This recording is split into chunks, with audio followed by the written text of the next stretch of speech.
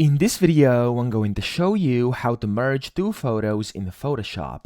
Now, this is actually very simple. The first thing you want to do is you want to put one photo on top of another. So as you can see over here, I just positioned my photo over here, over basically a background photo I would like to have.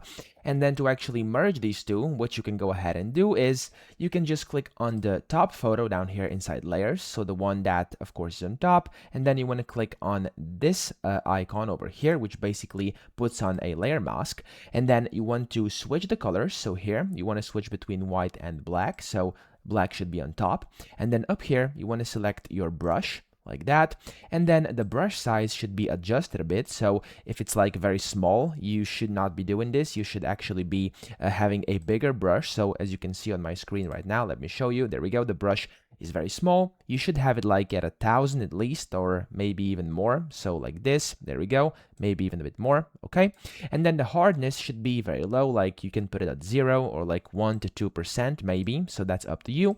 And after you've done that, you can just go ahead and kind of hold your left mouse click, go over the edges, and as you can see, the images are kind of blending in. So you can go ahead multiple times, there we go, and the image has kind of been blended into the image behind it. Okay, so that's how we can merge two photos in Photoshop. I hope this video helped you out. If it did, please subscribe to the channel and help me out as well.